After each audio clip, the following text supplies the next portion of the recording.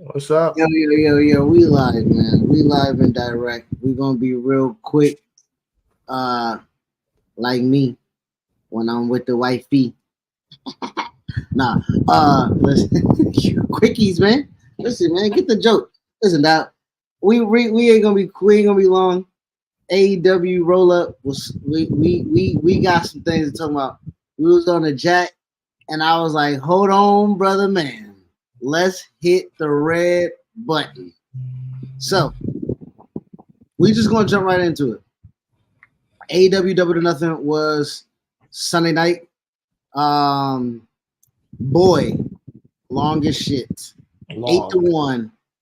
Where my motherfucking check? That's a work shift. It's a part-time work shift, nigga. You know what I'm saying? I know. So we got that out the way. Second, what sparked us to just say fuck it and come online is two towering former New Japan Pro Wrestling champions, Mercedes Moné and Kazuchika Okada. Okay, they are both in the same boat with me and a few other wrestling fans, saying that they needed to get things going quickly in AEW before things fell off the rails. And you mentioned the name of Jay White. Now, I love me some Catalyst, Bang Bang, Jay White, Bullet Club, all that shit. He ain't on that level. Now, I know he was a big free agent, and he could have went to your biggest thing is he could have went to NXT, could have did this, all that shit. Okada would have went straight to the main roster first and foremost. Mercedes would have went back to the main roster first and foremost. That's how I gauge star power, right? For one. Two, Okada, Aura, and AEW has dimmed a little bit. He was the biggest thing in professional wrestling when he left New Japan. You instantaneously is like Okada and Gunther. I want that. Okada and Seth Rollins. Okada and Drew McIntyre. Okada, like you was running down the list because you thought his aura would shine bright over in WWE. Since he came to AEW,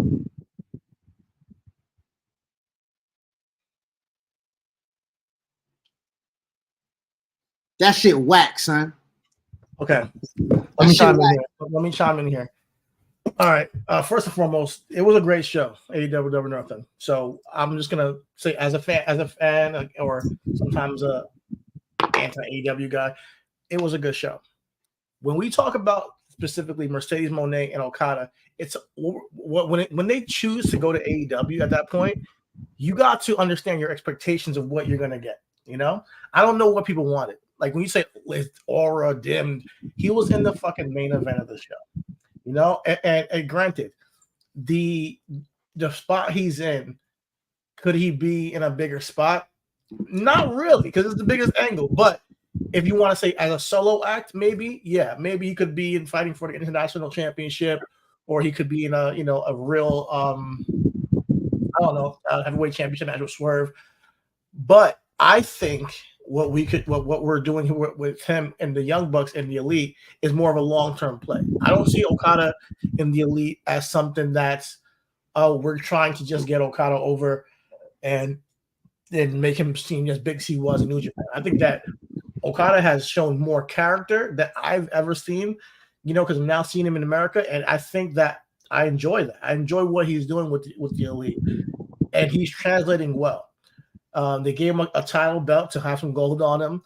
As far as the aura is concerned, I that's very subjective to me. I think that obviously WWE would have used him differently, so I don't want to compare it to that. But as far as how AEW uses their talent, Mercedes Moné, it's the same thing as her and Jay White. They gave him championships and said, hey, go on TV and use your star power to make our show hot. It's kind of the reverse in AEW, where it's like your star power, you come here and we give you a championship, make our show hot, rather than WWE's like, no, we're going to make you a star. We're going to make you bigger than that. Okada might have went to NXT too. You have no idea. Maybe they wanted to teach him that route. I don't think he would have automatically gone to the main roster, but I think that they're like more influential on creating a superstar in WWE, whereas AEW garners stars and say, go out there, we're going to put a title on you and have a really good match. So they're just different philosophies.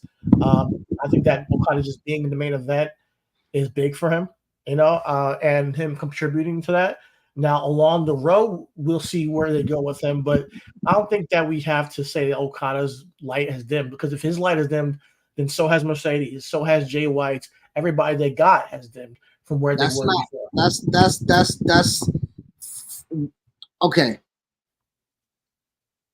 Well, let's put these two people in the vacuum. When Mercedes debuted on your birthday, March 13th, this year, I was under the impression that she wasn't fully ready to go. And I also thought that if she was ready to go, Dynasty should have been her match, but Dynasty was Willow and Julia Hart. With that being said, when Okada debuted and instantly became a member of the Elite,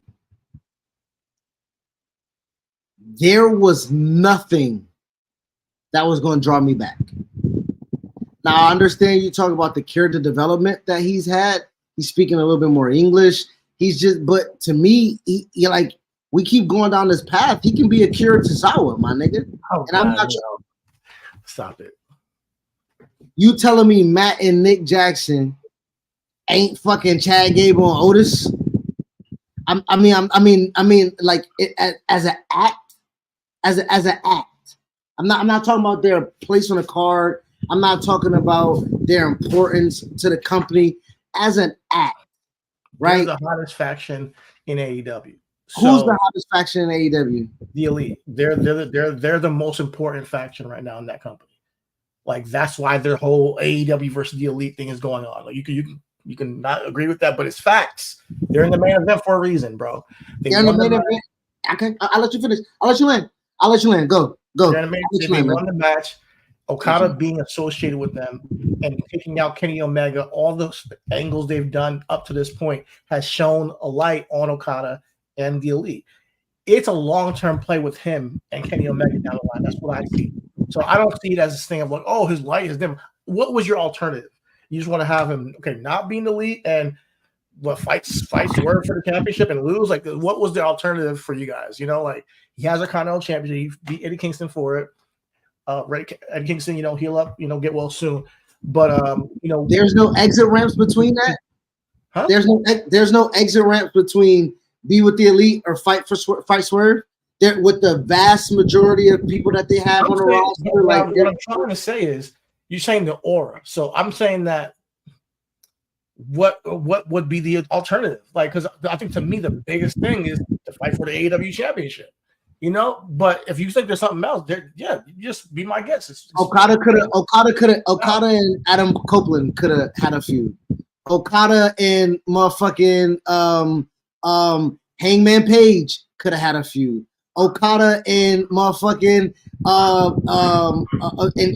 and again. I'm telling you, Okada and Adam Copeland is more important than Okada mixed with Jack Perry and the Young Bucks fighting FTR, a makeshift team of like. This is what I'm trying to say. Okay, I follow. Fuck it, I follow you down that path. AEW versus Elite is the biggest. Now, why the fuck did them mango of niggas get together to defend the honor of AEW? Was that told? What was that a story that was that story now a vehicle to No, excuse me? Huh? See, now we're having a different conversation. No, we're not. It's not a Okada thing anymore because the other group, yeah, you're right. It should be told a little bit better. But I think it was told. Don't get me wrong, it was told. But I think it could have been done a little bit better and more talented. I mean, but well, the reason why I'm saying that's the reason why I'm talking about the or because the story's bad. Right, the angle's bad. Right, when you now I can follow you with the Jay White situation. Jay White was thrown in the joint with MJF immediately. MJF was on a fucking rocket at the time. They did not have, again, this is the same thing with Okada. You just said Okada will Swerve, right? Am I going to throw you into the fire with somebody and then lose, right? Am I going to throw you into a situation where it's a lose-lose situation where Swerve is at, I'm not saying he's MJF level, but in my eyes, I believe they're neck and neck as far as the fever pitch, the trajectory of the career, everything, a new champion, hard stop with everything with them. Like, so I will give you Jay White and Okada to New Japan, IWG. Shit, nigga, Okada and Moxley. You telling me Okada and Moxley's not bigger than fucking? My thing is, I think the difference between what I'm saying and you were saying is that, like, oh, his aura is dim. I think his aura is as big as it's been to me. I think that Okada's still Okada. I don't think nothing's changed. Only difference is now he's associated with the elite, and we're now saying he's involved in maybe an angle that we don't like. Okada's still Okada. That dims the aura. At any point, he can have a match with Moxley, and I'm going to tune in. Me personally, at any point he can face Adam Copeland, and I'm tuning in. And I think it's going to be a banger of a match. I think these matches can still happen. I think more than anything, the storyline that they're adding with Okada element is more important to me for his development. I think that using him like other people, you just bring him in and then you put him in the matches like Shibata. I don't like that.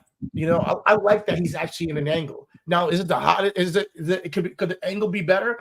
Absolutely. But I'm giving it some time because it's very, you know, they pivoted with the whole controversy from, you know, Brawl Out in a weird way where people are kind of on the fence with it. And I'm allowing them to see where it goes because I was mad too when they showed the footage and everything like that. But adding him to it, taking out Kenny Omega, usurping power from Tony Khan and being in charge, we'll see where it goes. And I think they have more potential than we're seeing at the moment. Now, did I want them to see Anarchy in the arena? Not necessarily. Anarchy in the arena is not my favorite type of match. I really don't like the stipulation, you know. But after watching it, I see why it was the main event. I was a little mad that Swerve didn't go on last, but after watching it, I was like, okay, with the antics and the spots they had, yeah, you kind of want to end the show off on that. I'm not even. I think me and you are saying the same thing, but what I'm saying is, if the angle ain't good, and the match ain't good, and the participation of it dims. There you go. It dims the light. You know what I'm saying? It dims the light. It dims the light. Oh, that's all I'm saying. Is that it dims a light when you add all those factors into it. Okay. Maybe we might be saying the same thing. But to me, I don't see it because it's AEW. I don't see it like it's a detriment to Okada. I don't think it's a big deal. I think it's just something that, you know, we got to ride through. I think if Okada goes into a feud with anybody, it's still and you know, I think it's cool. I like Okada being in segments. Like I see the play. Put it that way. I see the play, and could the play ran better? Maybe. But the play they're doing with Okada is better than what they've done with Shibata and Kota Ibushi and the former Japan wrestler. They're actually getting him on the mic.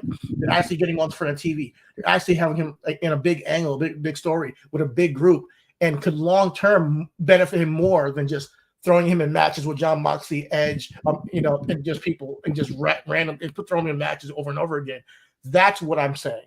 Now you could have done the same thing and put him in an angle with Jon Moxley that was long term, but I think we're gonna get to those things. I really do. I'm gonna give them some time with this.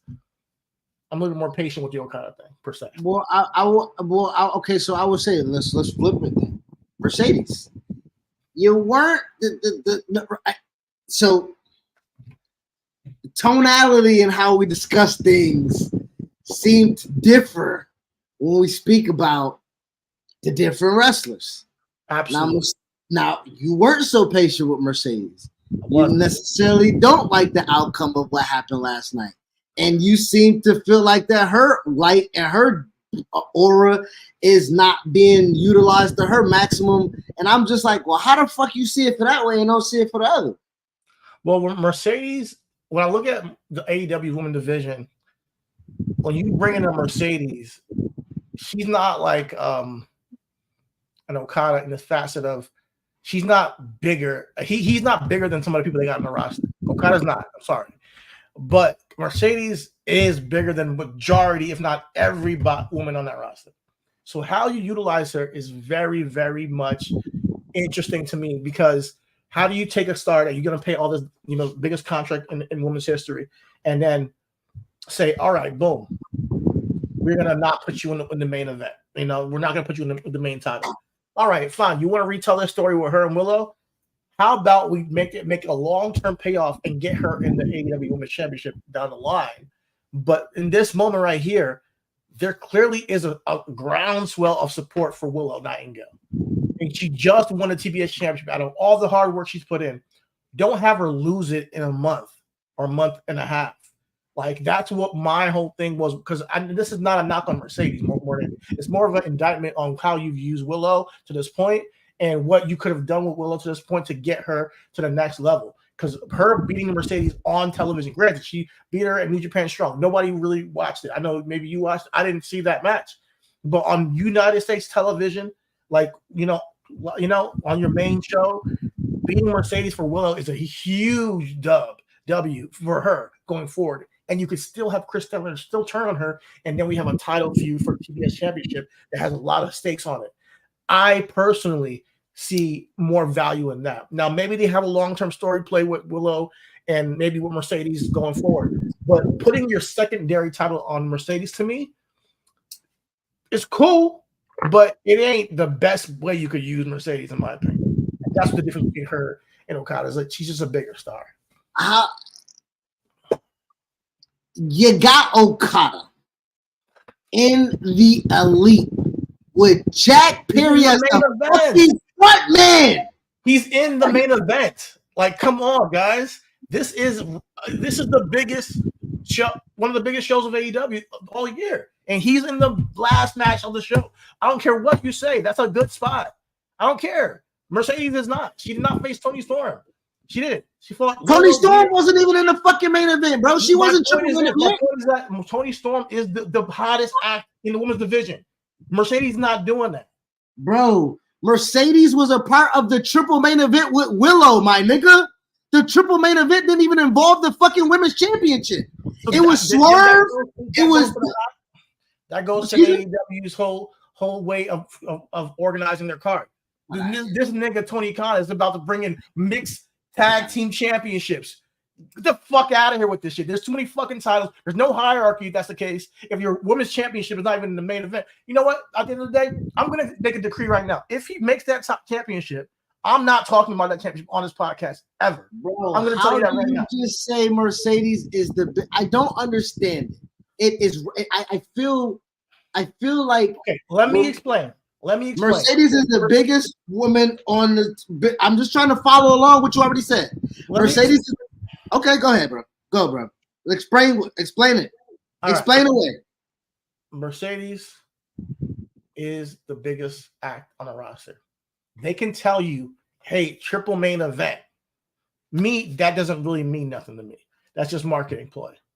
To me, if you're making a mid-card championship for your women's championship and you're giving it to your hottest act, to me, that just me, business-wise, I don't like that. And that's the difference between me and you. Maybe you're like, you can just say, hey, this is a main event, and give it to your mid-card title and say that that's the main event, and you're fine with that. Me, I don't. And at the end of the day, I think Toni Storm, what she's doing with that, opposite Mercedes Moné right now, is a hotter angle. It's a hotter story there that I think can be told for a real payoff. Whereas if you're doing this thing with Willow, she deserves to not get stunted right now after finally winning a championship in AEW. How is she being stunted, my guy, when she is performing with the hottest? You just said it. You just said it. She's the hottest fucking performer. She didn't win. She lost, man, and she lost her championship in a matter of a month or a month and a half or some shit. That's what I'm getting at. It's a very short reign as TBS champion, bro. She could have beaten Mercedes. I'm sorry. Okay. You said that Mercedes. Okay. This is what I don't fucking understand. She's the hottest fucking woman. She's the highest paid. You said she should be in a championship match with Toni Storm, but she should lose the fucking Willow? Listen, when it comes to the yes, exactly. What I'm trying to say is a bigger match is Toni Storm and Mercedes, if you're telling that. But if you're going to have her in this match with Willow, when there's a groundswell of support for Willow, you can make a huge star in Willow and keep this TBS championship as hot as it can be. Maybe in the long run, this might seem like a take where I'm wrong, because putting it on Mercedes, maybe the TBS championship gets more prestige moving forward, and it's a long run for Mercedes. But what I want to see is your best woman compete for the top championship. We've missed it with our chance with Jade Cargill and Britt Baker. We're missing it with Britt Baker and Toni Storm whenever she gets back. We're missing it with Mercedes and Toni Storm. We'll see if these things happen. I'm not saying it might not never happen, but I'm saying get your top talent in the top matches and your mid talent in the mid-card championship matches, and stop mixing all of it together, because I think that you can get more out of Willow being TBS champion going forward. Genuinely, I do. I don't. Mercedes is gonna hold that championship hostage, bro. Let's not have revisionist history. Let's not have revisionist history. Britt Baker at the time when she was champion faced Thunder Rosa. Thunder Rosa at the time. Now you can say what you want about Jade, and we can have all the fucking revisionist history as we want. Jade at fucking 19-0, 20-0 ain't doing shit in the ring with Britt Baker. It's just niggas to stand across from each other and say, "Oh my God." You just said before when we was on the phone, you say Mercedes is the best technical wrestler right now. No, what I said is that her style is very unique. She's like a mixture of a luchador and a technical wrestler, which was very refreshing to see, because I haven't seen her wrestle in a while. So seeing her back in the ring doing her thing, I was really happy to see Mercedes wrestle again. I'm a fan. But that's not saying that because that's not saying that she's in the best position if you're looking at it from a macro perspective. When I look at the macro perspective of the women's roster, it's like AEW's like, all right, we have all these championships. Let's just pick people that we like and put a championship on them to make the championship relevant. That's what it seems, rather than, hey, let's get the biggest matches for the biggest championships. And it's like almost like the people make the championships and vice versa, making the company, than them saying, all right, let's get these matches that are dream matches for the top prizes. And then what happens in Proxy is we get a bunch of dream matches in between for no stakes a lot of the times on regular television that could have been built up for a big moment for a championship that we forget about.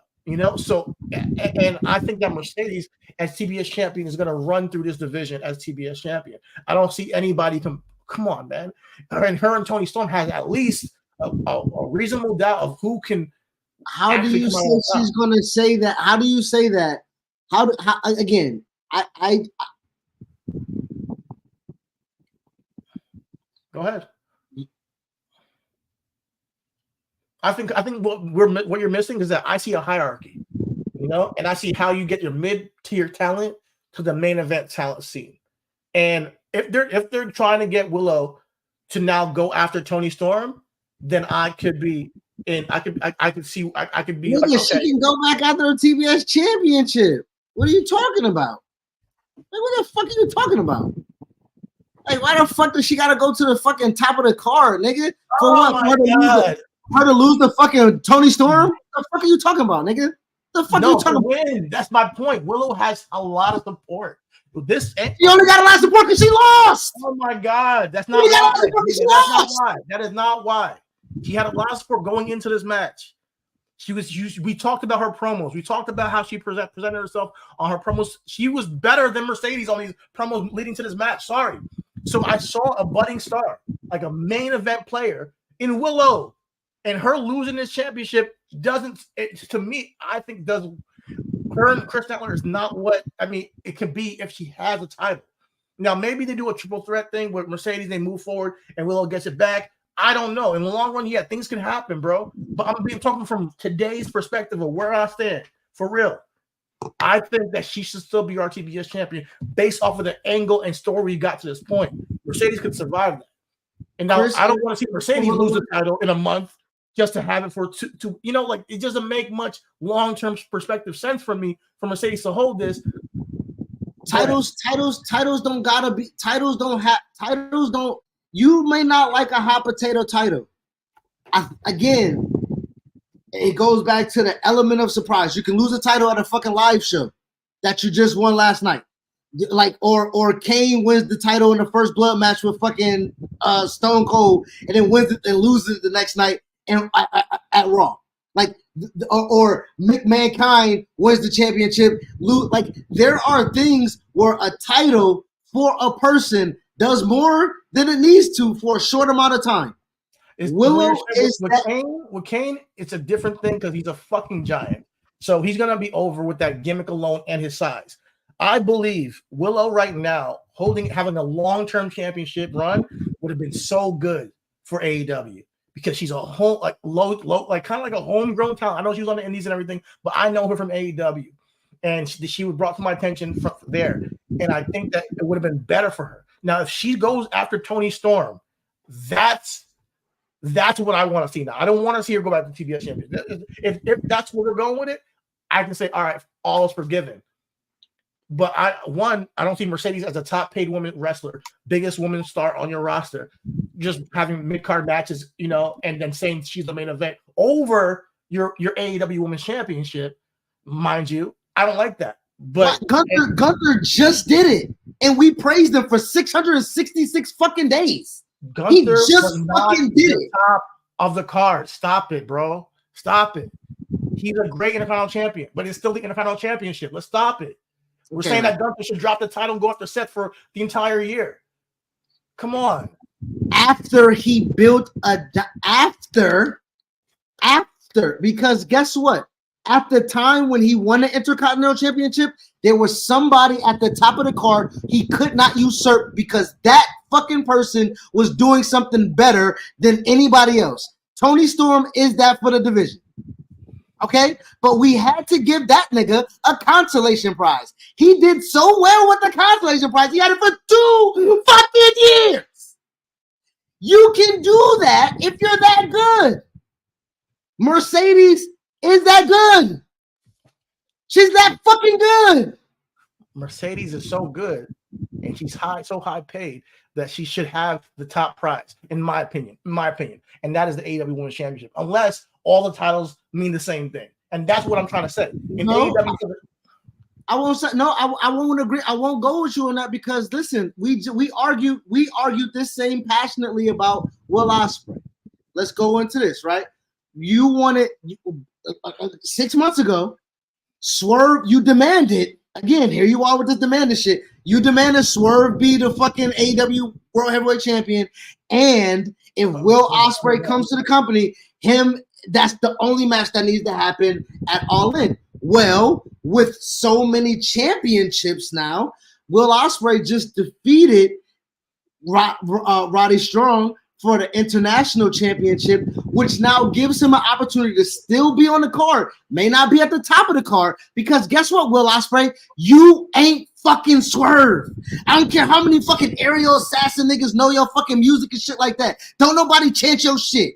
You ain't build your shit up for a year. You ain't motherfucking got Rick Ross sent accusations and Floyd Mayweather and Westside. You ain't that big of a star. You ain't you a good ass wrestler, nigga. You ain't no fucking star. You're wilding right now. You're wilding right now. So put your hand on the Bible and say, motherfucking Will Ospreay, same star as Swerve, nigga. Grab one right now and say it. Will Ospreay is one of the biggest stars in AEW. Get the fuck out. He ain't Swerve. What? He ain't no diva. He ain't no diva, nigga. Where my mic? I don't need to compare you two together. Where my mic? I'm about to be Swerve, and he's one of my favorite champions right now. What he's doing with it, mind you, Swerve had a fantastic match with Christian. That finish. He ain't no diva. He ain't no diva. He's one. He had a fantastic match. But I'm not here to compare Swerve and Will Ospreay. But that's what. But I'm getting to my point to where to tie in with Mercedes. I'm bushing. You can as great as you are, there are only so many spots at the top of the card, right? And with that being said, I hear you when you say Mercedes and Toni Storm with the build, right? Mercedes coming back, building a feud with Toni. I think takes away from what Toni has been doing with Deonna Purrazzo, which then add a layer to Deonna Purrazzo and Thunder Rosa. That's also a feud that's happening right now without a championship. I know Toni Storm and Serena Deeb was a match that was predicted, and everybody could have closed their eyes, and that was a really good match. It was a really good match. Big fan. Talking about technical wrestler. But Serena Deeb is also a person who has never been on an AEW main card for AEW Women's Championship match. I don't believe she wrestled. Face Rosa, Thunder Rosa, in a women's championship match in an old school WWE out there. I think it was 2 years ago. Really? Okay. I remember I went to the bar in New York City with the whole gang. Jobber Tears? Or you? Yeah, I watched it down there, and I was rooting for Serena Deeb back then, and I love Thunder Rosa, but I was like, man, Serena, she had a run, like she had a good presentation of a heel, but it was a good match, So these moments, cool. But like you give me Sasha, Mercedes Moné and Toni Storm in their current states of where they are as characters. They're like, that's the thing. They are full. They're 5-tool players. They have full package right now. They got for sure. But don't they do better? Don't they do better? And I'm sorry to keep doing it. Don't they do better? And you say this is what I got upset with you about, and I think I'm so passionate about. I think Mercedes does not. She doesn't hurt Willow, I think, because Willow was then saved with the attack with Chris Statlander. Now, I think Willow with the championship does more for Willow than Mercedes with a championship that's not the main championship. So that's what I'm trying to say. And I think Willow having a long run with that TBS championship after grinding so hard to get it. I just was like, her one wouldn't have been that long. She would have lost to Chris Statlander at All In, so it would have been another month. Not necessarily. 2 months. You can beat Chris Statlander? What do you mean? No. Why? And that's what I'm trying to say. When you're building character, you're just talking about Okada. I don't give a fuck. Okada, I don't see shit with Okada. I've been seeing Chris. We know what Chris Statlander. Are we talking about character development? I'm character development. You talking about give it time or I don't give a fuck about Okada time. English. Fuck out of here. No, Chris Statlander. I know where that direction is going. That character development, I hear you with that. I'm following you with if she was jealous over Willow for the TBS championship, that adds a separate layer to the thing. Yeah. But she flat out said, they said, you're one of the greatest TBS champions of all time. She's like, hey, hold up. Like, yo, and that just like, yo, I'm coming back for what I lost. That's what I wanted to see. But now we have Mercedes holding the title that she doesn't need. I'm dead ass. She don't need that shit. But she can have a match with who? Who's next?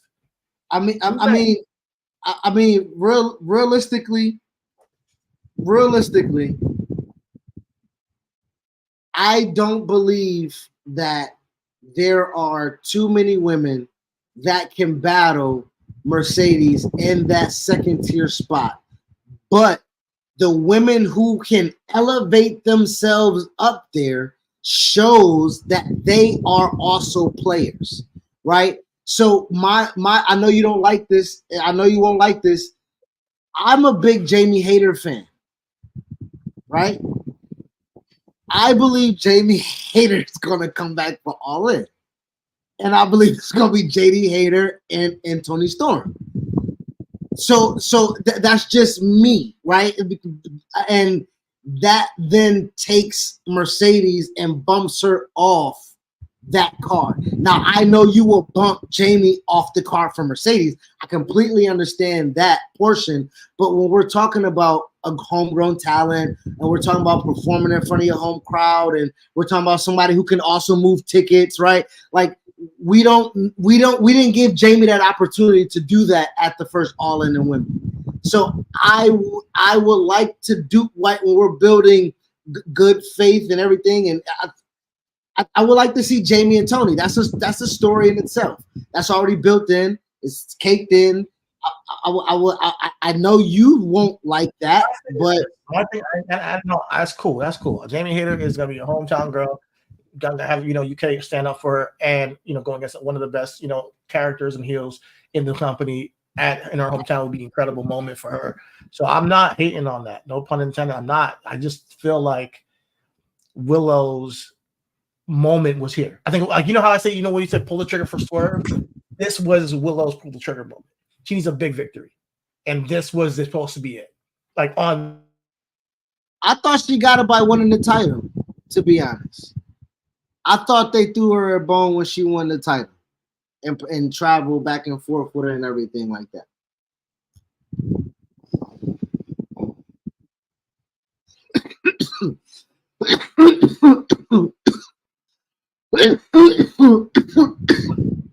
We might have lost my homie for a little bit. Bear with us as we get our bearings one time down. He probably froze up a little bit, but my biggest thing that I'm my real gripe to this argument is how we started the joint. No, my internet's acting up. No, you good. My biggest I'm sorry. My biggest gripe is. I wanted to say, because you respond to you real quick before you move forward. I hear you, man. Her moment was against Alicia for the TBS or Julia Hart for winning the championship. But I think to me it's stunted because she loses it so quickly. And I honestly, I think beating Mercedes and retaining is bigger than beating Julia Hart. If you get what I'm saying. You know what I mean? That's a bigger story. No, absolutely. I'm not going to say that, but I think my biggest argument though is how glowingly of give us some time with Okada. He's been there longer. The story has been developing longer, and nothing has came about. I don't have a problem because he's in the biggest match on the card, according to them. I mind you, I might not like it, the storyline, but the way the position they're putting him in is in the main event, and when there's a lot of ways you can. I don't know where this AEW Elite versus Elite storyline is gonna go, but there's a lot of potential for Okada long term because he's involved with it. It's kind of like Sami Zayn in the Bloodline, or the Usos in the Bloodline, Solo in the Bloodline. All these guys have way more being attached to that group long term for things to happen than just being in the mid card somewhere like LA Knight and losing to somebody, or but even though you're a star and have an aura in your own right, you got an aura, LA Knight, but at the same time, moving forward, you gotta get some victories and hold it. That's down. My point. LA Knight is an aura. Thank you. But LA Knight is not a champion. LA Knight is not always on television. Hold on, that's a lie. LA Knight got what I mean, like in big stories. I'd rather have Okada in a big story than having to be a great wrestler with an aura. I think that's what the difference is. Yeah, that's what I'm trying to say. Okay, so this is what so before I comment on the last thing, let me just you said they are putting Okada in the main event according to them.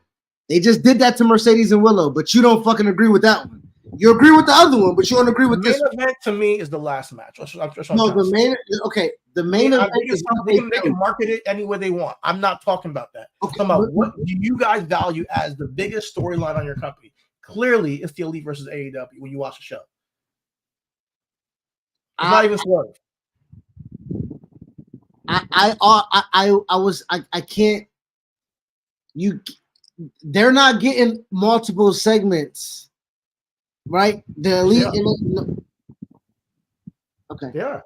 They're getting backstage segments and in-ring segments and matches. And so was Willow and fucking Mercedes. So was Swerve and Christian. One segment each week. I'm talking about the Elite has at least one or two during one show. Swerve, Mercedes will get one, and Willow will get one segment, whether it's a backstage promo or in-ring promo. There's just one, and that's it.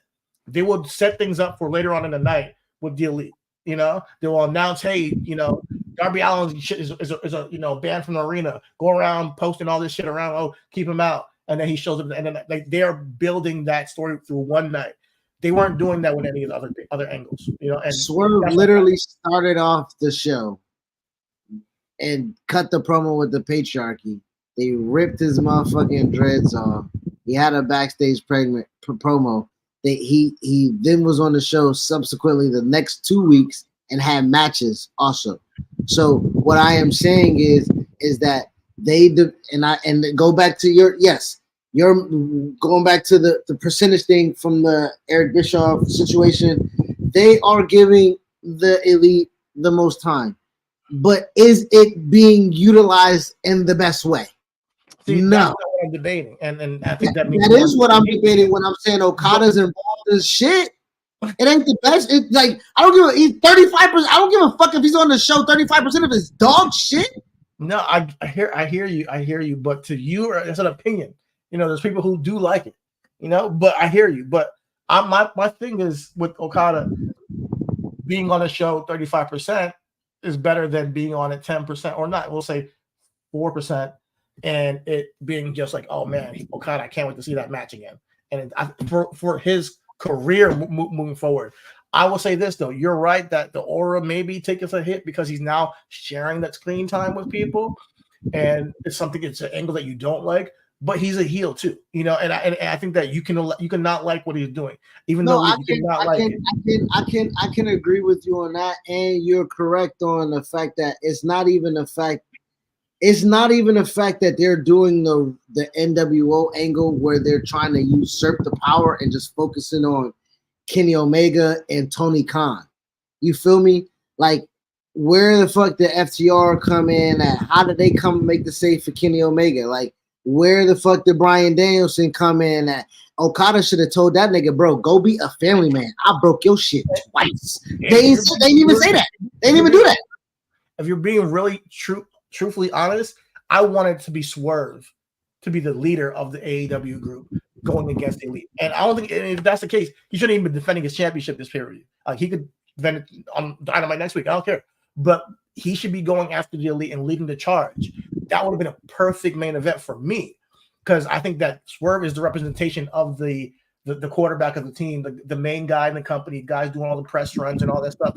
That goes back to your point that he's not the main guy. He's not the main story, which is why he didn't go on last. That's exactly why I have a problem with the organization of AEW and how they're presenting his title run, because he's putting on great matches and he has great segments with Christian and everything, and the Mogul Embassy and everything that fell off.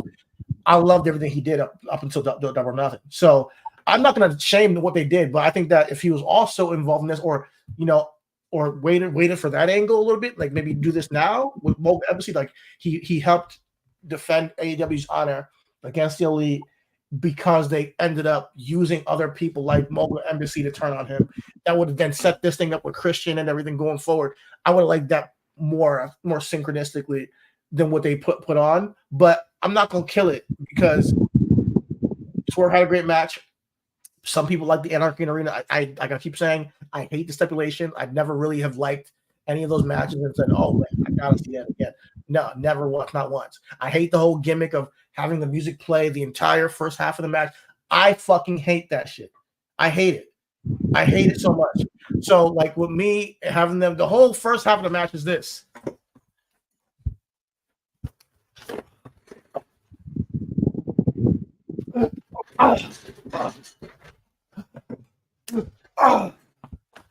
That's all that you're doing. It's just punching somebody, walking them through the arena. That's it.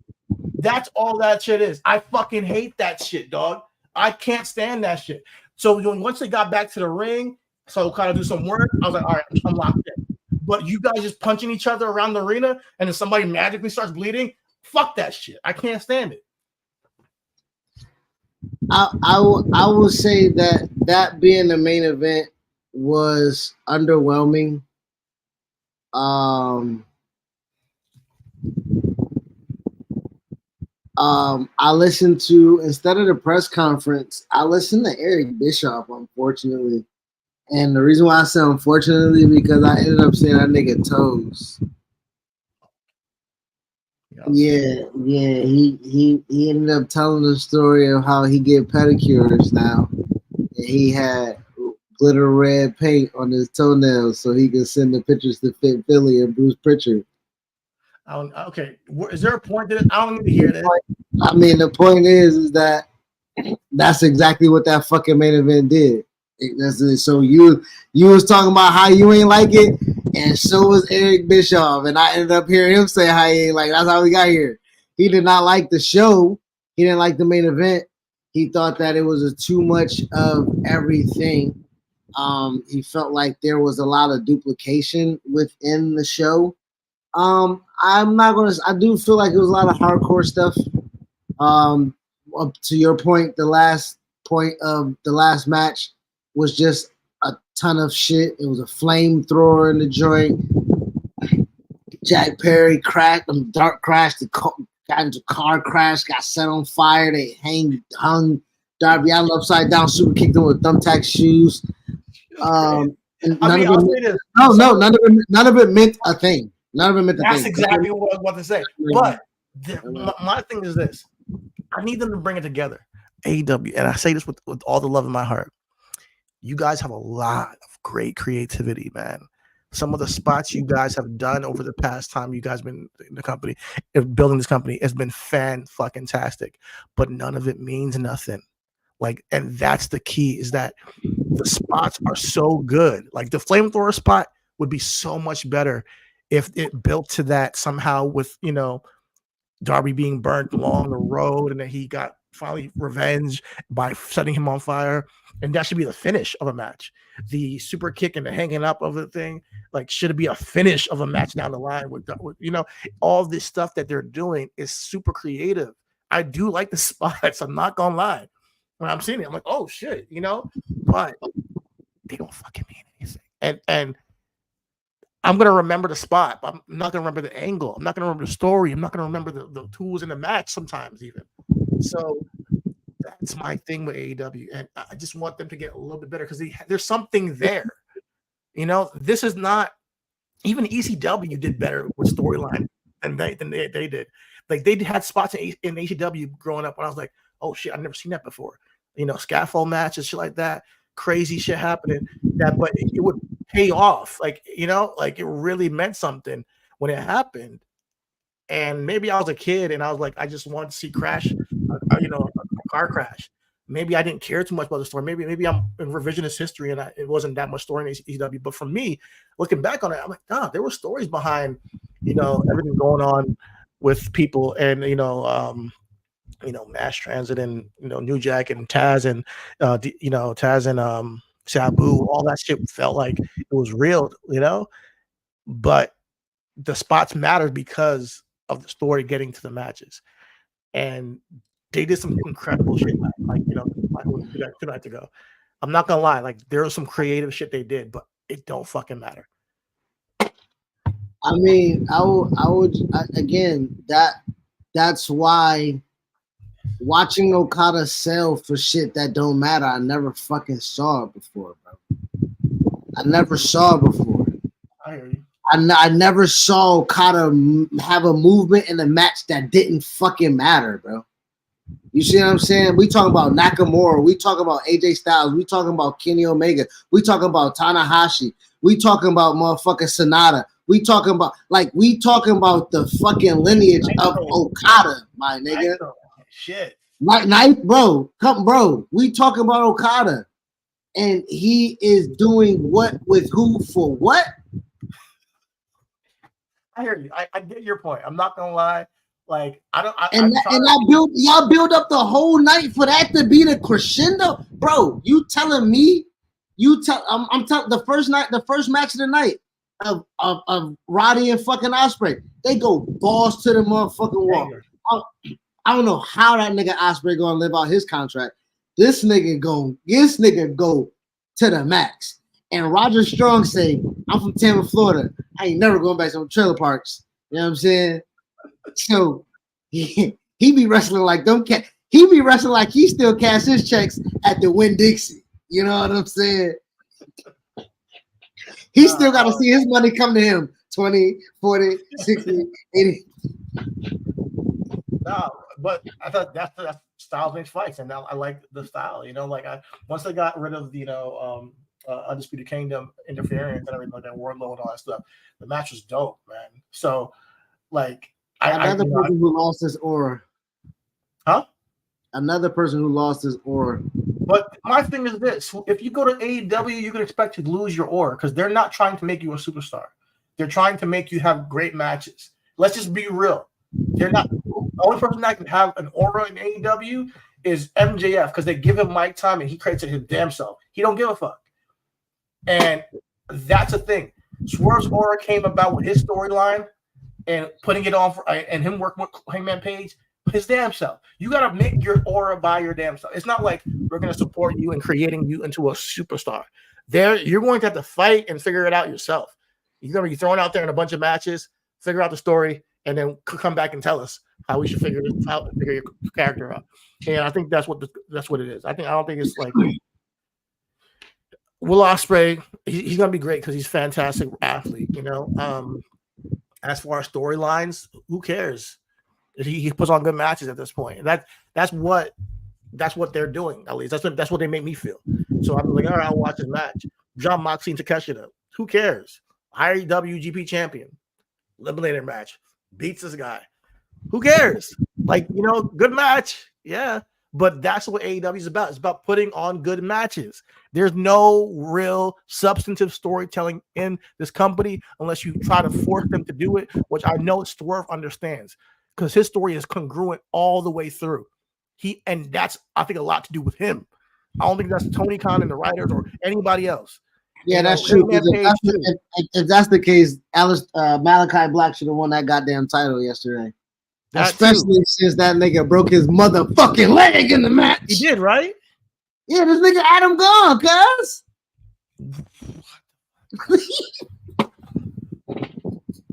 This is so aggravating, brother.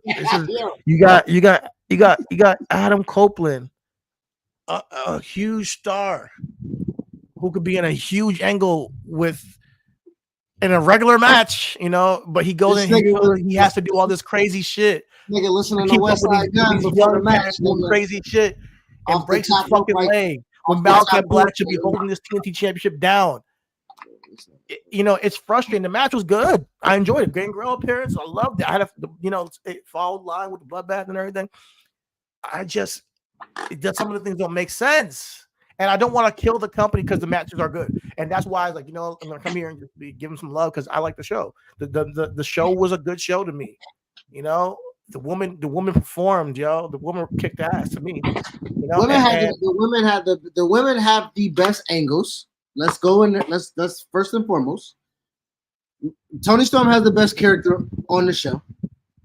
Toni Storm and Serena Deeb probably was the best technically sound match outside of Roderick Strong and Will Ospreay. And Mercedes and Willow had the best story, even if it doesn't involve all of AEW's history. That history matters. So, and the women killed it. And again, Chris Statlander sprinkling her little sprinkle me, man. Sprinkle me, just add her little something. Stokely holding it down for the Short Kings. Now, I ain't gonna hold you, brother. Milk over chocolate milk, bro. The Juneteenth right around the corner, my nigga. I don't know what you doing, blood. You know what I mean? Listen, man. Willow and Stokely don't like each other. They never did. It's just mutual understanding at this point. So it was just a matter of time. He didn't want her anyway. He's been going after Chris Statlander the entire time. He kind of was just like by proxy. He's like, that's your friend. All right, cool. Like, yo, I completely understand, bro. Your friend just gotta be around. All right, I guess, but he's been going after Chris the entire time. Shout out to Stokely. I think he's very entertaining. You still owe me gas money, nigga. That's bro. Oh, why the fuck your hotel is that goddamn far? That's wild, yo. Nigga, nigga want to tell me go pick up Stokely. All right, send me the address. That bitch said 213. You didn't take him back, did you? Hell no. I had to go get him and then bring him to the event. I don't know how that motherfucker got back, nigga. Oh shit. Okay. Man, that's crazy. But yeah, man, good show overall, but like I'm trying to stay positive. I'm gonna be honest though. I gotta be honest. I gotta be honest about some of the things. I don't think Willow should have lost. I think that long term for her, it's better for her to defeat Mercedes.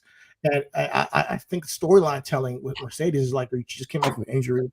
You know, that little doubt of like being, like a new kid in school kind of thing. And oh yeah, we do something different over here, and you ain't really it. And her having to overcome, like, when you are like one of the best in the ring, having that story of like having to overcome an odd rather than just be gifted a championship immediately. I want to see a company understand that for once. Just because somebody is one of the best and a star in their own right, sometimes they can do better in long run if you just let them say, chill. We got to get you to a place of redemption. That's the story I want. I mean, but not everybody has that likable quality. Mercedes is not that likable. You feel me? I think Mercedes can be if you give her that story. I think you can go. Like a lot of times, you want to see the bad guy, get their comeuppance, only for them to get the redemption down the line. So that's what I'm trying to say with a couple people. They do with Charlotte and WWE all the time. Oh, I'm like, come on, like let's see her fight from underneath for once. Let's see her try to, earn her spot and have doubts, have real fears, and like, okay, maybe these new kids on the roster are surpassing me. Maybe Mercedes after the injury is not the same anymore. She can't just step into the ring and beat anybody, and maybe she has to overcome it. One day she's like, all right, I'm going up against Toni Storm, women's world heavyweight champion. Oh man, can I compete? And she pulls it off, and it's a big moment. Maybe Jamie Hayter is this the story long term, and honestly, with you, bro, I'm not mad at it. Cool, like but in the short term, I just need Willow to keep her steam, and I just hope that she doesn't lose her aura because I think she just got it. So and as for Okada, he's a heel. He can ride this out until it's time for him to turn, or in time for him to reclaim. It's the same thing with Finn Balor. Finn Balor has lost his aura too, but he's not like, I don't hate on that. Like when he gets yes, we do. Yes, we do. I do. Trust me, I want it to come back, but when it comes, I do understand that there is a thing where when it does happen, it's going to matter more because we haven't seen him as Demon for so long. When he does the World Heavyweight Champion, it's going to be a bigger moment. So it's just about filling your role at the time. I don't think Okada needs to be, the main star that we want him to be, right away. So you think Mercedes has to be? I think Mercedes has two options: either you are or you're not. I don't want you in any in between spot like a TBS Championship. You either are at the top of the card, going against Toni Storm, or you're not, and you're earning yourself up to the top of the card. Because there's just the whole reason why you have these fucking rankings, anyways, right? Because if you had the rankings and they mean anything, to be quite honest, she should have even been in this match. But she's Mercedes, so I'm gonna be like, all right, we let it pass. But AEW has been moving like forward without Mercedes this entire time, so maybe we should try to use her to put over some other young talent in somebody like Willow, who's just finally fighting herself. I loved her promos, this whole angle. She won the battle on the mic with Mercedes over and over again, and she put her through a table, and she was dominating her on the mic, and she had found the crowd chanting her name. You don't want to step on that. Like, it's kind of like a fire's getting lit, and you go with your fingers, you put it out real quick and say, all right, let's try to light this shit up again. I think that you want to see her face Chris Statlander, but nah, go get your title back or go after Toni Storm. Like, because that gold around her waist meant something more to me as a viewer than it does me watching Mercedes with the TBS Championship. I think you can say that because I feel the same way about Malachi. Not as like Malachi for me needs a title. He needed the title more than Adam Copeland. House of Black needs something. You know what I'm saying? I think even down to the pre-show, Cage of Agony. They needed to beat the Acclaim. I don't know why the Acclaim won. You know what I'm saying? Like, I don't mind Bang Bang Gang winning their match because Juice Robinson is back. You feel me? Shout out to the Juice Man. He came back and helped the guys win the match. But like there needs to be There needs to be a situation where, like you say, things matter, but not so much that they matter. It's just that they make sense because you don't feel like Mercedes winning makes sense, and then I can say that hey, does Britt Baker and Mercedes move you for the TBS championship? To me, here's the thing. I would like to see it. But that's to me, it's just more signaling that all the championships mean the same thing. All it is it makes it feel like all these championships are consolation prizes. And Tony Khan just keeps throwing more championships. That's 6 years ago. You did, bro. But there's one thing for it to be presented as a consolation prize. It's one thing for it to like be presented, for us to tell a story and make it seem like, oh man, that meant something. It's bigger than the championship at this point. What Cody went through to get the championship at WrestleMania, even though it is a consolation prize, we know it is. It means something deeper than that. And I feel like in AEW, even after you win a championship, you might be like, oh man, I finally got it. It might not mean as much because, somebody else is gonna get it next week or down the line, and maybe I'm looking at it the wrong way. I'm not gonna hold you. Right, because the international championship Orange Cassidy had for a very long time, and he made that championship matter. But and then when Moxley won it, he took it over the top. My whole thing is, what's the difference between a continental and an international championship? Like, what is the purpose of doing that? Now you have, which we thought, okay, now you have this whole tournament for the continental championship, and you give it to Eddie Kingston. I got it, but then you got this other workhorse championship, the international championship. All right, then if that's so what if we get Okada and Ospreay for unification? Then what does the TNT championship mean? Like when you have those 3 championships on your roster and have 3 different guys hold it, that all could be combined into one and have one guy hold it, where it means, all right, this guy, I don't get the purpose for all 3 mid-card championships. And this is my position of AEW's championship. I think that it should be the World Championship on the men's, World Championship for the women's. Each division should have a tag team championship. So that's 4 right there. Each division should have a mid-card championship. So that's 6 right there. And then you throw in something like the trio championship. And that's really all you need. But then you throw in all these other championships that kind of really don't really have any substance behind it other than, hey, let's put on some good matches and have a title on the line. Let's just have, and that's what I don't like because they don't have a tag. They don't have the tag, but they just replaced that with they only have one more title than you name. They have the World Heavyweight Championship. They have the Women's World Heavyweight Championship. They have the International, the Continental, the TNT, the TBS, and the Trios. The 7. They only have 7 titles. Okay. That's what I'm saying. So they only have. But then you got to add in.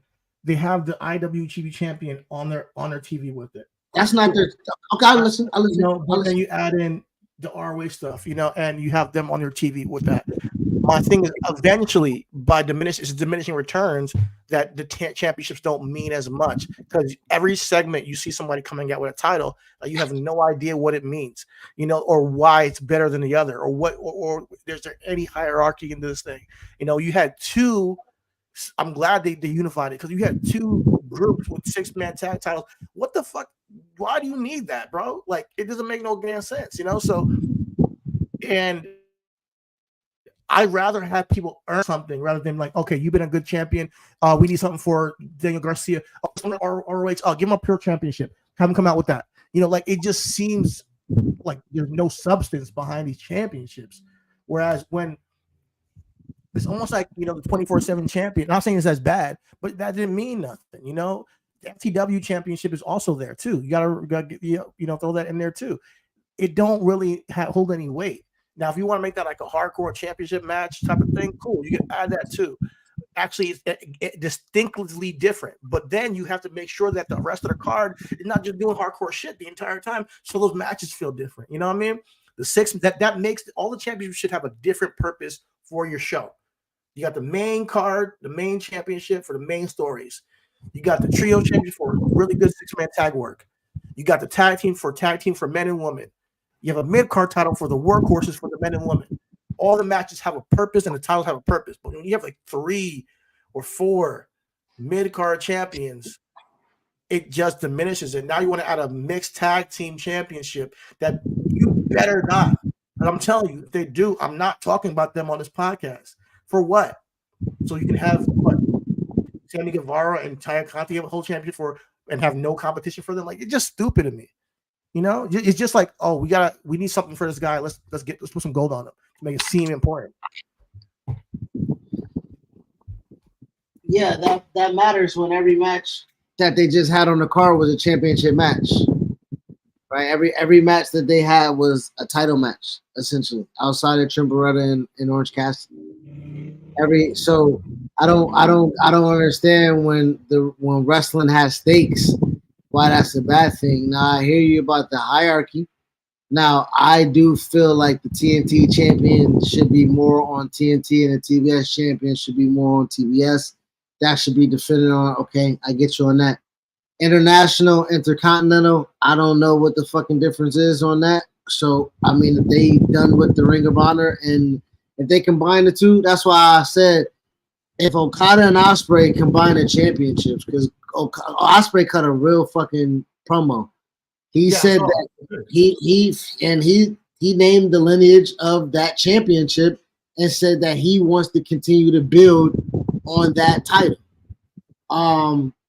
So I guess the TNT can be a television championship, and the international is the workhorse around, because he said he wanted to go to DDT. He said that he already opened the door for Forbidden Door. So that is what I thought that championship was going to be. That I thought that they was going to have, Pac going to England and Mexico and shit like that. That's what I thought. That's what I thought it was. So maybe Ospreay might be able to bring that back. And traveling with it, that's a great way to set them apart from the Intercontinental Championship. But you don't need a Continental Championship to do that. You don't need a TNT Championship. So if you just have fuck the TNT Championship, get rid of that, get rid of Continental Championship, just have the International Championship, then I think it matters way more. Why? WWE has 2 mid-card championships. Why they can't have 2 mid-card championships? That's what I'm trying to say. The TNT Championship has legacy. I'm not getting rid of that. WWE has 2 different rosters, though. They have 2 different rosters completely. I think that if you're going to separate your rosters and do some brand split kind of thing, cool. You can put one on the other show and one on the other, but you don't need 3 mid-card champions. It's just too much. It's too much. They put both mid-card championships on niggas at the same time. Like, what do you mean? Like, they had a European championship and an Intercontinental championship, and niggas wore them at the same time. They had there's a time and a place where there's 2 mid-card on one roster. But there's 3, bro. Like even with when it was just TNT. International, I was like, okay, fine. I thought it was kind of crazy to add an international championship. I was like, all right, it has a different purpose. It's going international and all that stuff. They stopped doing that, mind you. So it's like, all right, what's the purpose of this? But then they added the Continental, and I'm like, God damn, bro. Like, it's just too much, bro. I do think, I'm a little bit of a purist where I don't like many championships on my shows. I don't even want there to be 2 world champions in WWE now. Even with 2 shows, I don't want 2 world champions. That's just me. That's what I prefer. But I'm going to accept it because there's 2 different brands, 2 different rosters. So the shows feel completely different when I watch them because there's people that are not going to be on one or the other. I got to watch SmackDown to see Cody. I got to watch Raw to see Damian Priest. I get it. I can comprehend that understanding of that. But some of these angles are so short-lived and so short. They're like hot-shotted, and there's no substance behind it because you have to get all these people time on TV to make the title mean something, bro. Like, I don't like it. I want to be honest with you. I think you're nitpicking because when Orange Cassidy would start the show off having a banger in the match with the international championship, and then Christian was holding the TNT championship being the main event, as you say, ending the show with that. Those are two mid-card championships, while the world champion was, I don't know, who, Samoa Joe. Samoa Joe was the world champion at that time.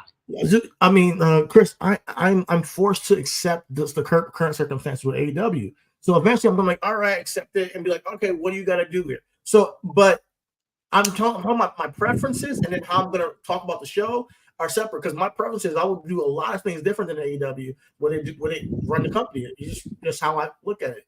But all right, you're gonna do it this way. I'm gonna watch and see what you do with it. Maybe you guys have seen something I don't. Maybe you guys have a different plan than I do. Maybe you guys have something long term that's gonna make me say, okay, I see it now. I get why they have 3 mid-card champions that I didn't understand before, and I was a little naive. They've yet to do it the entire time. So I'm sitting here still like, man, let's cut it down a little bit, because you got a great roster, yes, but you don't need to have a title on everybody, bro. You don't. Like, everybody should be like, I was former this, former that. No. Some people don't need a champion the entire career, bro. Some of them don't ever get nothing. You got to earn it. Like, make these people earn it. Like, I get it. Like, we have a lot of people on the roster, and you want to get them TV time, and you want the TV time to matter. Great. Let them earn their way up the roster. Be creative. Rather than just putting the title line, be creative and tell a story like you're doing with Orange Cassidy and Trent Beretta. Try to see if you can do that more than one for one person now. Try to do it with the woman, and you did it with Deonna Purrazzo and Thunder Rosa. Let's expand that now. Let's combine some of these titles and then do that more often. And the winners of those single title, feuds, so a single feud without championships, can get a number one contendership or eliminator, whatever you want, for the champion down the line, and then they built up to it to some degree. And maybe that's not what they want to do for the company. And that's like, hey, man, we're not WWE. We are the company that we just put on great matches, and we want you guys to feel like the matches mean something. So let's give them some gold so it matters. And that's their philosophy. Then cool. But man, that's not what I like to see. But I just think it's too much, bro. And I really, really don't like that they're trying to add more titles. I really don't like it, bro. The Continental was too much. And they're adding a title they don't fucking need. If anything, you should get a women's tag division. That would be cool. But a mixed tag division, bro? No. I mean, I ain't see that. I ain't hear that. I don't know why you said yeah. Oh, well, I mean, I can't take Tony Khan at face value, my man. Like you say, at the end of the day, like you're right. If and when it happens, but at the same time, I do believe that right now, with this pay-per-view going into Forbidden Door, then going into All In, they have to have a succession plan that I'm hanging on to. I'm trying. Like, you tell me the same thing about Okada and the Elite and everything like that, I'll take it at face value. Mercedes, I am excited to see who's the next challenger. I am excited to see if Chris Statlander steps up to be the next challenger, and then Willow steps in, and or maybe does Mercedes do what Willow does and defends it at Forbidden Door against a Stardom performer. You know what I'm saying? Like, I'm not sure. You know what I mean?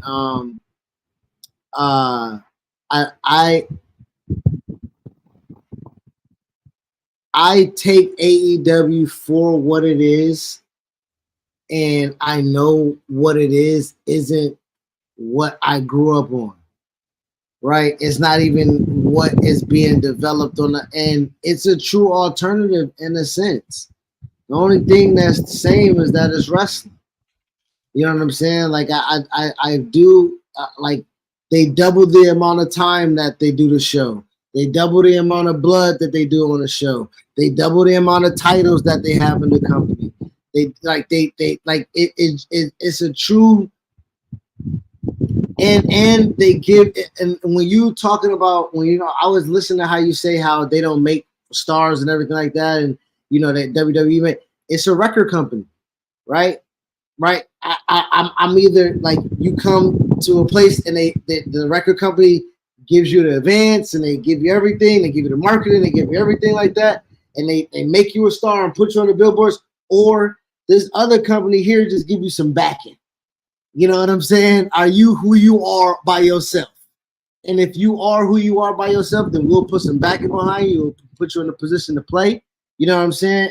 And be able to eat like an independent artist, but like a marketing deal or some shit like that. You know what I mean? Like, yeah.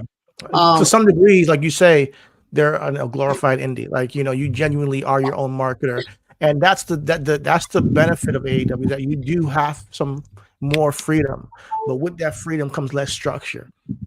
And I just want AEW at the higher ups to find more structure in presenting their talent. Present your talent better. It's not something that is I'm not saying it's easy, but I'm saying there's something like obvious things that we are like, all right, boom, you can present Jay White better, you can present this person better. I mean, now I'm trying to get used to what they're trying to do with people. I'm just trying to, like, all right, not kill it so much, because what I expected is not necessarily the right way to go. It's just what my mind was. So what they did with Okada and him joining the Elite, I'm like, oh, that's creative. Would I would have done that? No, I wouldn't have done that. That's not what I would have done creatively. But let me watch it. Let me see where it goes, man. Because he's in the main event. He's he has history with Kenny Omega. Now he's in the group that Kenny Omega was the leader of, and he's really taking his spot. That's pretty long-term storytelling. Could lead to something. When Hangman comes back, is he going to be on the Elite side or AEW side? There's levels to this where there can be an impact reverberating through the roster in different ways. I would love for AEW to be defended by the champion, though, like with Swerve, and have them going after him. No, Swerve is wrestling Kill Switch tomorrow. Okay. No, it's not okay. He just beat Christian, the leader of the group. Why is he fighting another nigga from the group? We should be done with that. I hear you, and you know what? I wouldn't do it like that. That's what I'm trying to say. Like, I wouldn't do that as his next match. But maybe something happens in the match that leads to the next opponent. I don't know. Maybe they have something there. But I know that Swerve is a great competitor. I thought that it was an ill kill shot he hit. That wasn't a kill shot. House call he hit Christian with in the match, and how he ended that match was like a dominant champion. He should do the same to Kill Switch. It's a bigger opponent. Swerve's going to go out there as a fighting champion and have a really good match. But what storyline are you using him? Stop using Swerve, your champion, as a mid-card act, please. He should be the guy defending the honor of AEW. Bryan Danielson, Darby Allin, FTR, they couldn't do it. They couldn't get the job done. Now let's call in some big guns. Maybe Swerve has to team up with Samoa Joe and do it. I don't know. Maybe he has to go and maybe when Hangman comes back, Hangman got to choose: are you team AEW or are you team Elite? But if you're team AEW, you got to partner up with Swerve. Ooh, there's drama there. Like all that can be real good storytelling. Is he going to be able to work with Swerve? Like, that type of shit. Is he going to turn on Swerve and, set up a match for a championship? Because he said, all these things could happen off the top of my head that can create a dynamic that I'm like, I got to tune into AEW every week to see what happens with Swerve and the Elite and see what they're trying to do to get the title into the Elite. Maybe they're trying to get it on Okada. Maybe Okada was going to hold 2 titles. I don't know, but maybe that's their goal. I don't, but that's something I want to see play out over the next couple of weeks because they obviously are still in control, so I'm gonna leave it there. I mean, right. We kind of, we came full circle. You're right. They have a month. Forbidden Doors, June 30th. So you know what I'm saying, and we'll see. I want to see Naito. Naito and Swerve, or Naito. I mean, they're probably gonna do Naito and Okada or some shit like that. Cool, we've seen it before. Naito and Moxley or some shit like that. Yeah, what the fuck, nigga? Like, it's bullshit. But let me not kill these niggas anymore. Listen, man, I know I hate on AEW a lot, but I truly want them to succeed. All is love. Everything is wrestling. You guys did put on a really good show as far as wrestling is concerned. Otherwise, story wise, a lot of improvement. Every match was at least a B for sure. Yeah. So every match was at least a B for sure. You gotta be a B report card. So I'm not gonna be mad at it. It's good. It's an improvement. Anything else you gotta say before we get up out of here? Nah, man. I know you gotta go grab nephew. I gotta go be a dad, even though I've been with these niggas all day. You know what I'm saying? Go be with your mom. Thanks for taking the time, buddy. We'll see you guys. I won't be doing Smack Talk this week. My brother will be handling that. So thank you. I'm bringing the pimp hand on Friday, baby. It's gonna be a whole different Smack Talk on Friday, cuz. Thanks. But yeah, all's love. Everything's wrestling. We'll be right back with you on Sunday. Guys, check us out. Peace. Like, subscribe. Peace.